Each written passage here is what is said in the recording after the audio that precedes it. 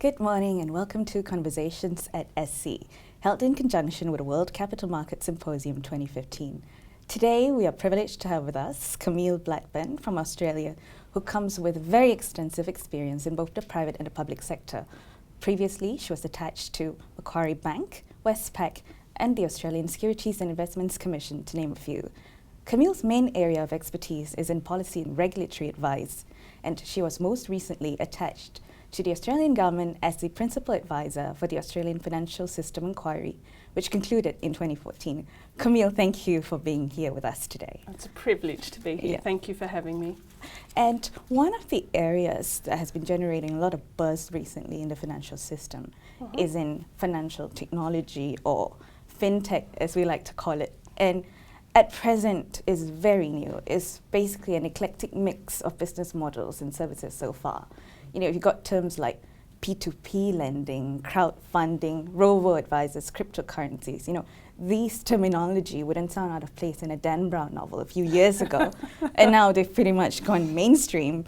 And although, you know, the sector is very nascent, but the growth seems encouraging so far. I mean, last year it was estimated that global investments in fintech to top around $12 billion US, which is a doubling in 1 year's time. And Goldman Sachs estimated that Wall Street firms could stand to lose as much as $4.7 trillion US in revenue to these startup companies. So what do you think have been the driving factor behind this so far phenomenal growth in fintech as far as you're concerned? No, you're right. It has been absolutely phenomenal. And when you see changes in the financial system around the sizes of the sorts of things that you're talking about, I think we can all agree that these changes are here to stay and will only get more and more dramatic, and they won't subside at this point. It's a growing development, not a subsiding development. But for me, I mean, I've been in the game, as you said. I've been around for a little while, and for me, this is the most exciting development that in 20 years in this game, in financial services regulation, that I've seen. And the reason for that is because financial services, the types of innovations that you're talking about, are not in fact new financial services we're talking about. They're financial services that have existed for decades, actually, the provision of credit. A lot of fintech is actually responding to a need where there have been sectors that have been excluded from financial services, and the internet has provided a method or a technique where they can actually access and talk and engage about financial services for the first time. So for me, as someone that has a deep interest in financial services regulation, that's a really exciting development. You know, it's a vast development. So you have this democratisation. You have people trying to access services that traditionally they had no exposure to. But consumers in financial services are now expecting better service. You know, they're expecting more immediate service. They're expecting better information. They're accessing different information tools about financial services. Those changes are all responding to consumer needs and have to be seen as big opportunities, better servicing of customers. And our challenge, obviously, as regulators, is to make sure that they have the consumers who are accessing financial services, sometimes for the first time, so crowdfunding is a great example of that. Accessing these new services for the first time, we provide an environment in which they can do that with the same amount of confidence that they have had in the traditional provision of financial services. But as I said before, I think these developments are occurring because of new technology, new information technology and communications technology, and those developments will only increase, they won't decrease. So us as regulators, we need to get ahead of that. Yeah. So if I got you correctly, you're essentially saying it's not a reinvention of finance, but a reinvention of the way finance is delivered. Absolutely, absolutely. So if I explore that a little bit, you know, one of the innovations that we've talked about here at this conference is peer-to-peer lending. So lending is nothing new. Lending is something that's been around forever. And so the risks around lending and making sure that lenders are strong organisations and that consumers understand the terms on which they are borrowing, those sorts of issues have always been around, you know, and lead to we as regulators keep an eye on those issues so that people can be confident that when they are engaging those sorts of contracts, that they understand the terms on which that they're doing that. But peer-to-peer lending is a new innovation. It is traditionally servicing sectors that may not have had access to finance traditionally. So particularly globally, SMEs are engaging more readily in peer-to-peer type arrangements. In China, rural communities, some of the biggest peer-to-peer lenders service underbanked rural communities. So these are all sectors that haven't had access to financial services traditionally. So that's very exciting. So the risks around the provision of that product are not new. The thing that is so exciting for me though is the way in which the providers make their credit decisions, they make their decisions about whether to lend to someone is completely new. So a lot of peer-to-peer lenders use data sources that haven't traditionally been available to banks. So banks traditionally ask you your information about your personal circumstances and then make a decision about whether you are someone that they would like to lend money to. More and more peer-to-peer lenders are using far more diverse data sources. Bank decisions are based on point-in-time data sources. Peer-to-peer lenders are relying on, say, payments information. They might be a payments provider that then lends to the same person that they're facilitating the payments for. So have access to real-time payment information. And social media. They might look at your presence on social media and make decisions based on your presence. So far richer data sources than traditional data sources, which over time means that the decisions are far more educated lending decisions. So over time, as this industry matures, there is a possibility that peer-to-peer lending will in fact be far more targeted lending decisions than the traditional methods of lending. Because it's driven by a richer decision-making process. Correct. Yeah. But for regulators, of course, that means that we need to understand those different ways that the decisions are being made, and we need to understand that this is a benefit for consumers, provided the lending decisions are informed lending decisions. I mean, philosophically, now that you brought the point up, how do we, as a regulator, juggle between those sometimes potentially conflicting interests? You know, on one hand, you want to facilitate innovation and be pro-growth, but on the other hand, as a regulator, you understand that any new innovation potentially comes with risks. So you would want to make sure that any emerging risks are identified early on and mitigated. And it's a really difficult balancing act. So how has, say, Australia done it, or how do you intend to do it?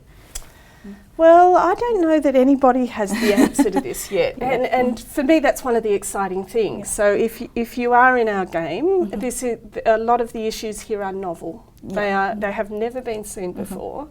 They have never been, we haven't really debated, particularly in a public arena, what the pros and cons are and what the harms and what the enormous benefits are, and tried to quantify those sorts of things. And that, of course, is the debate that people like me and you get so excited about, thinking about these things. But if you accept, and in most fintech innovation, the fintech innovation is about providing customer opportunities. So most fintech is designed to provide benefits. You know, either the provision is faster, it is more informed, so it's a better sort of credit decision. It's more efficient. You can bank on your mobile now. So we need to be able to articulate exactly what the benefits are for consumers that we're trying to achieve through fintech. And then make sure that these innovations actually deliver those benefits. Because fintech, I think, for the sake of fintech, is no opportunity. But you know, being able to do mobile payments on your phone, being able to access your bank account 24 hours a day, or you know, you can't argue that those sorts of innovations are nothing but are desirable. Yeah. Peer-to-peer lending, as I said, you know, the credit decisioning should become more refined. It should mean that unbanked sectors of the community suddenly have access to finance that they've never been able to. So these are quite easy to articulate benefits.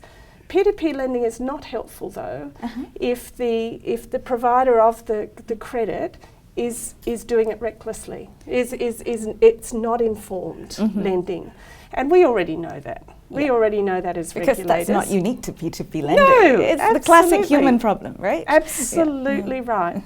So as regulators, we need to understand what the benefits are and then test these innovations and make sure the innovations are actually delivering those benefits. China has the most peer-to-peer lenders of anywhere globally. They also have the largest issue with peer-to-peer lending globally. And when you look at some of those peer-to-peer lenders, they are people that don't necessarily have access to enhanced data flows. And in those circumstances, it's quite obvious that that's not an innovation that is actually all that useful. So, they are sort of the tests, but also the conversations I think we need to be having.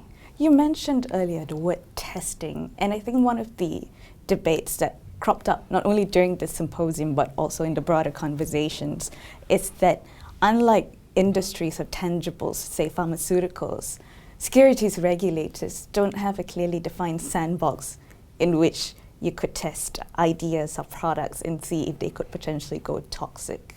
So from your experience in jurisdictions across the globe, what are the ways in which some of the regulators have tried to get around this problem of coming up with a quasi-sandbox to test maybe algorithms or products before allowing them for mass consumption, so to speak? Yeah, so we had a chat about sandboxes in the last session I was in. And the panel, I was on a panel of 6, and the panel of 6 were almost clearly divided about whether sandboxes were the way to go or they weren't to go. And I must admit, I'm on the not the way to go camp for sandboxes. And the reason for that is, and you will have already got the tenor from the way I've been speaking, is that a sandbox assumes that you go product by product. The product comes in and you test it and then you look for harms and then you address harms. I think the revolution that we're seeing, and it is a revolution, it's a revolution particularly in the way that we're delivering financial services, is something that is a mega trend. And that as a mega trend, we need to think about it in a holistic way, because there are harms and there are very big opportunities that we've already talked about, but there are harms that particularly securities regulators have never had to turn their mind to before. Right. And I'm getting a bit boring at this conference in that I'm always talking about data. And data and access to data is a skill set that regulators typically haven't been all that strong. It's not a core, in my time, it's not a core skill that you've needed as a regulator, your ability to interrogate data and testing algorithms and matching and those sorts of things, which more and more are becoming just central to the provision of financial services. So I think that as regulators, we need to have a think about financial services being delivered. I've talked about peer-to-peer lending and the fact that people are making credit decisions based on vast data sets that they traditionally haven't looked at. Robo-advice is a beautiful example.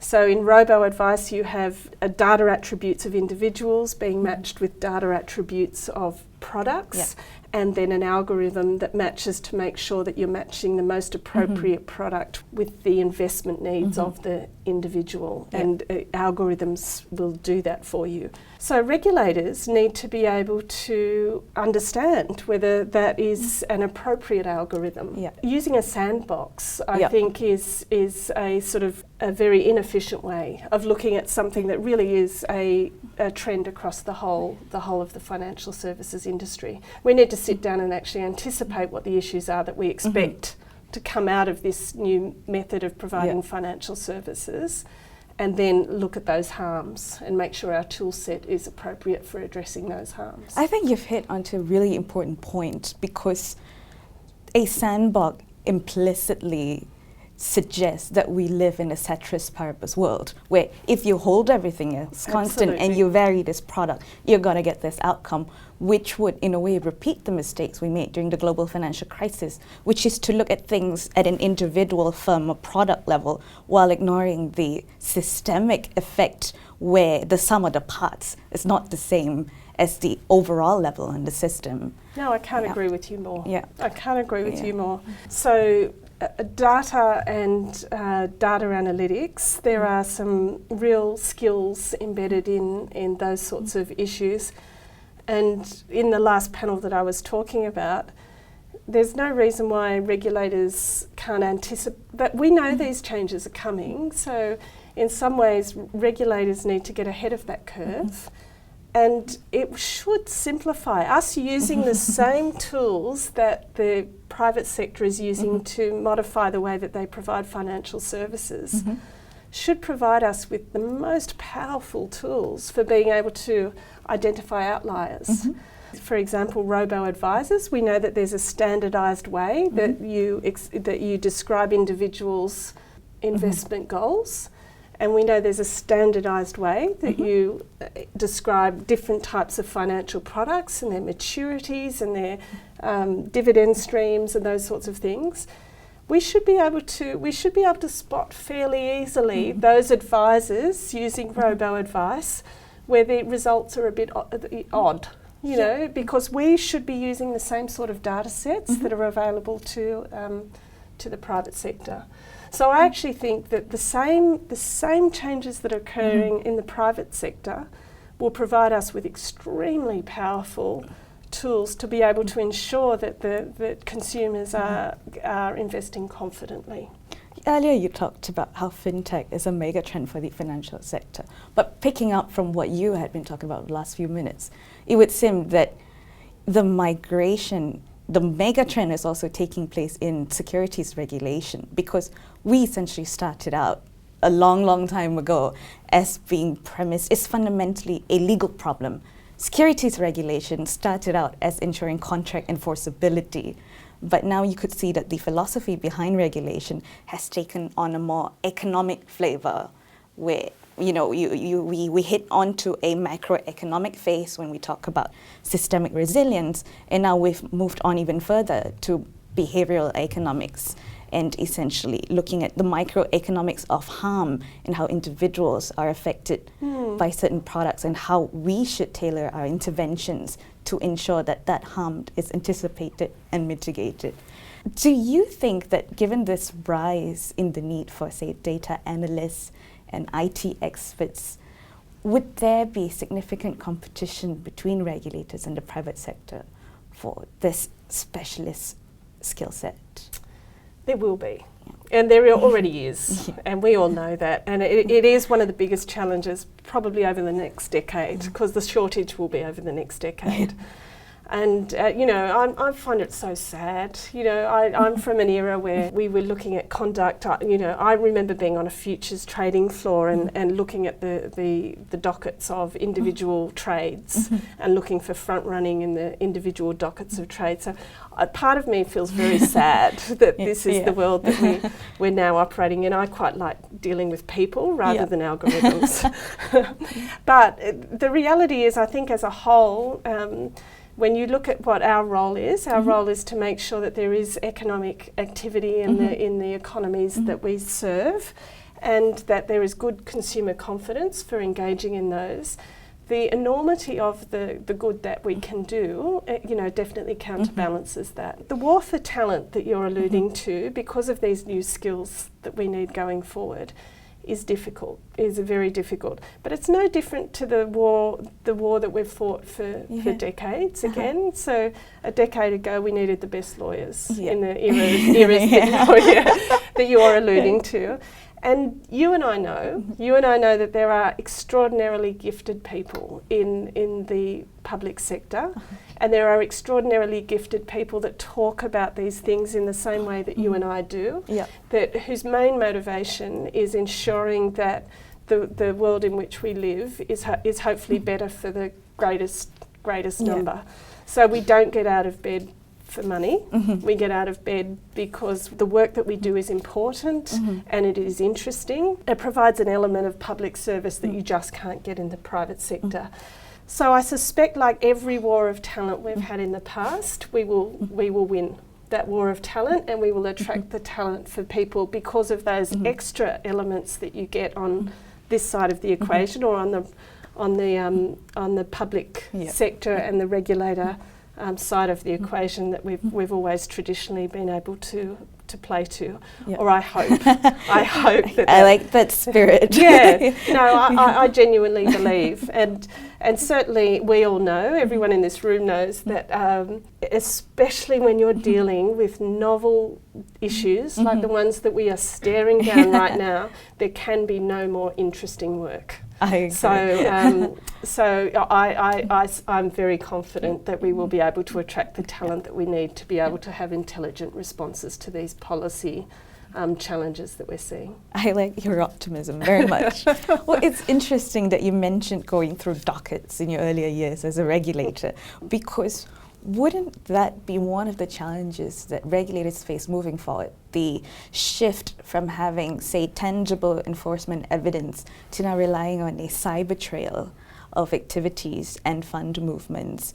Do you think that there are pockets of the legal system, for example, the Evidence Act, that need to get on with the program, that finance is now essentially a digital world? Yeah, oh, absolutely. The international elements of this are extraordinarily difficult, but are global. So there is no regulator in the world that isn't facing the same challenge that we're talking about, me in Australia, you in Malaysia. So from that perspective, we've all arrived at the same place at exactly the same time. So common sense would suggest that that international regulatory cooperative organisations like IOSCO will shift this to the top of their agendas, so that MOUs that already exist globally for cooperation on enforcement activity can be extended into this new world, the new world that we're staring down. I think that is something that regulators, we are tasked to make sure that there's confident participation in the financial system. Again, as regulators, I think that is our job. You know, this is a negative externality. This is, there are crooks that will exist across borders and will use borders as a defence for their nefarious activities. And we know that. So, you know, that is part of our job, is to make sure that those dialogues start happening now. Just to be a bit provocative, I mean, you just mentioned that essentially the markets that we're dealing with are international and global in nature. But the corollary of that is that our regulatory structure is still national based. And for the moment, the mechanism that we rely on to kind of like square the circle is to have international coordination, cooperation, and MOUs through IOSCO. Do you think that we need to go further, do a WTO, and have an international regulatory superstructure that's binding across? Or does the current system of voluntary coordination and cooperation work well enough? I can't answer that question. That's a big question. That's a very big question. I think we're heading towards WTO in the world in which we exist. I haven't talked about it at this conference, I haven't mentioned it at this conference, but I find it quite fascinating when I look at cloud technologies. There's a lot of efficiency to be extracted by financial services organisations using cloud technologies. Cloud technologies are typically very opaque as far as where the actual data is being stored. So regularly, financial services institutions now are using cloud technologies, and the data that is being held there is being held often in offshore jurisdictions where we're unsure of what the data protection laws are around those jurisdictions. Now that, of course, is a topic that is being vigorously debated on international levels and at the WTO, Yep. you know. So there are already those types of discussions going on.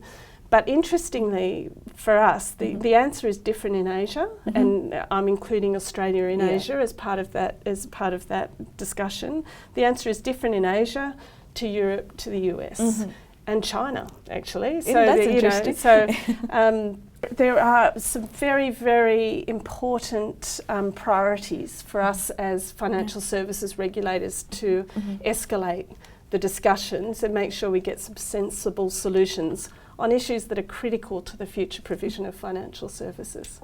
I agree, because I think that issue underpinned the now notorious letter that was sent by the group of Asian regulators 2 years ago, protesting against extraterritoriality of, you know, regulations that start out as well-meaning, but you tend to have adverse externalities on jurisdictions beyond its home domain. And that was a stability, wasn't it? That was the OTC debate about stability. Yes, but you're absolutely right. We need better coordination on these issues that cross borders. Thank you so much. And I think you've touched on this point before, because at the moment, a lot of the debate on fintech, as far as the regulators are concerned, is that we see fintech and the broader digitization of markets in general to be an area that we are regulating. But is there scope for us to kind of like invert that equation and look at technology as a tool for us to use as a substitute for the traditional approach to regulation in order for us to achieve, you know, the intended investor outcomes? I think that is the paradigm that we need to adopt. I think the discussion at the moment, and of course it's because it's new and scary, is a real focus on the harms rather than the opportunities. I think the opportunities are so enormous, you know, with fintech. The two big ones are, you know, fintech is making financial products that were previously excluded from certain sectors available for the first time. And when that happens, that's scary for regulators because of the harms that they immediately identify. But the other thing that, of course, happens is that consumers engage in those financial services, and that's a form of financial literacy. And it's self-taught financial literacy. They're trying to get information about financial services that previously hasn't been accessible to them, and they're trying to find out information about those. And more fintech is providing that information in a way that's so accessible and is designed for people to make it accessible to them. So comparator sites, you know, so more and more people, and there's plenty of research about this, more and more people are making their investment decisions after scanning and looking at social media on the internet and trying to find chat rooms that talk about certain financial products, or you know, search for information about how financial products work and those sorts of things. So that's a form of financial literacy where the regulators aren't part of it. You know, this is all happening organically. So for me, that's a really powerful. It's a really powerful thing. I mean, we need to keep an eye on that. It's an informed and relevant debate.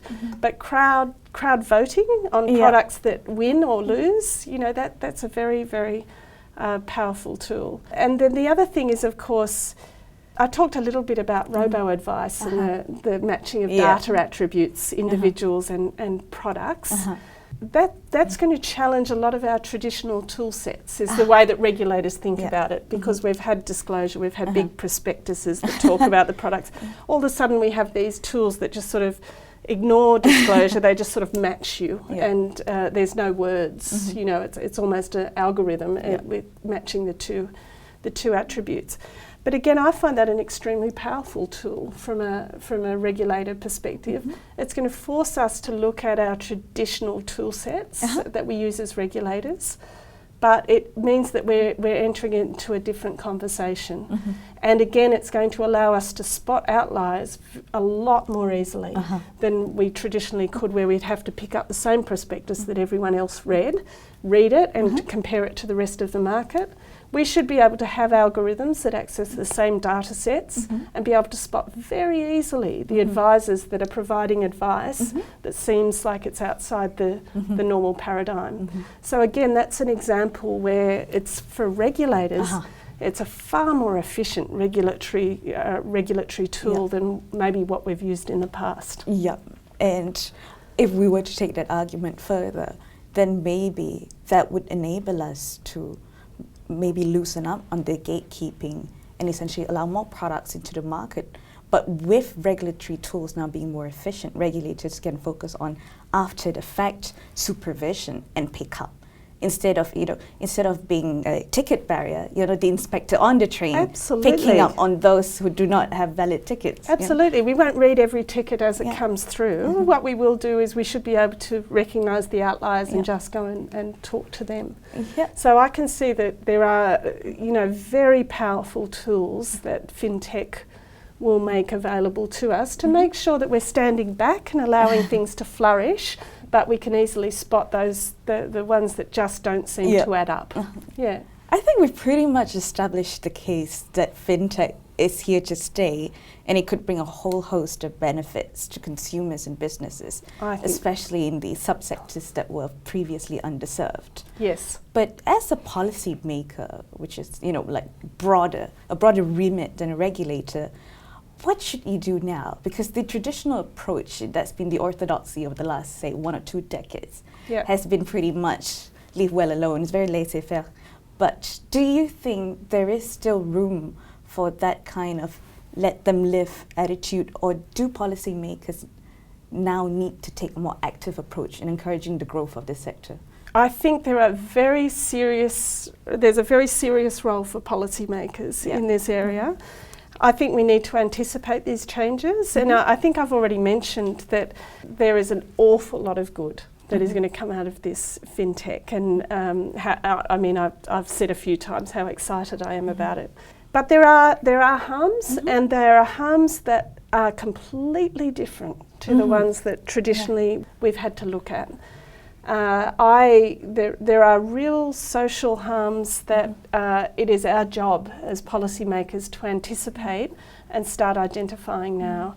And the ones that I really think that we're underskilled at in as economic agency regulators. We've talked about our skill set about analysing data, and I think that everybody recognises that that is something that they need to strengthen.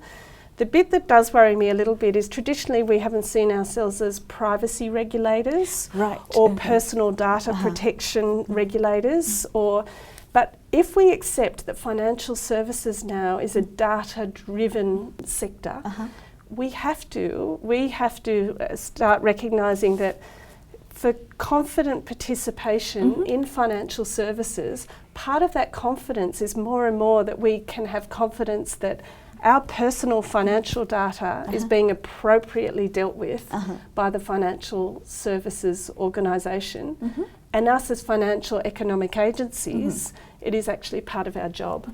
So data protection is another issue that we will have to, and the use of data, both as, I think it's a huge enabling tool that we've already talked about, but it can also be used as a sword. So if you are a financial services organisation that hoovers up people's personal data and keeps it to yourself and doesn't allow other people access to it, it can be a source of stickiness in the provision of financial services, which erodes competition. Whereas data should be an enabler of competition. So people should have access to similar data sets, and the person that is best able to provide a superior service should win that business. And so we need to be vigilant about the competition effects of use of data is again another skill that maybe we haven't had to think about all that carefully in the past. Are you aware of any jurisdictions that have taken measures to address these data portability issues as far as finance is concerned? I am. So in data and the regulation of data, the European Community and European Parliament is probably, I'm going to use the word advanced, but it's more developed. Right. Certainly, the debates are very rich and deep because they have a body of law that we don't have in Asia around human rights that came up, that developed post Second World War. So they look at financial innovation and technology innovation very carefully to look at the human rights implications of that through that body of law. They have personal data regulation that looks very carefully at how personal data is used and what it's permitted to be used for, and how it must be shared to ensure that the maximum benefit are extracted from data. Now, there are many people that look at that regulation and find it quite stifling. So I don't want to be an advocate and say we should transport that into Asia, that whole body of law, but it is certainly a useful touch point so that we can understand what some of the harms may be. There's a body of public policy debate that already exists about that out of Europe. Now that we're on to the issue of, say, best practices, from your work in the FSI, do you see any areas of strength in Asia that perhaps Australia is looking to pursue, or even the other way around? What preconditions are there in Australia that are not in Asia yet that maybe we should be moving towards? Right. If you read the Financial System Inquiry, so that's a report that it happens about every 15 years in Australia, where it's a stock take of our financial system and our financial economic agencies to ensure that the structure is fit for purpose going forward. One of the issues that was called out in that inquiry was that innovation collaboration in Australia was not as strong as exists in Asia. So the particular issue that was called out was the fact that your agency has a business promotion arm. It's a market development mandate. Yes, a market development mandate, and has the policy has policy people that are thinking about these things constantly. And part of the role is to ensure that the government works very closely with private sector to make sure opportunities are identified and nurtured. And we don't have that architecture. We don't have that architecture in Australia, and that was called out as something that we probably needed to look at a little bit more closely off the back of the review. I suspect there will be recommendations about that when we see the government's response to that report. And, me in the position that I've got, I look at you here in Malaysia and I can see evidence of how important that is. Your crowdfunding legislation and your crowdfunding thinking about those public policy issues, you've hit the market, or you've managed to develop your thinking about that. We're still debating it, so that's still a debate that's raging in Australia. So we haven't been able to move as quickly and as agile as what you have been here. So I see evidence of that in conferences like this. The level of support and government support. When we talked about innovation collaboration and the importance of that, there are a number of reasons why government. One is that it just does provide confidence to innovators that this is something that the government cares about, and that's something that we need to be better at in Australia.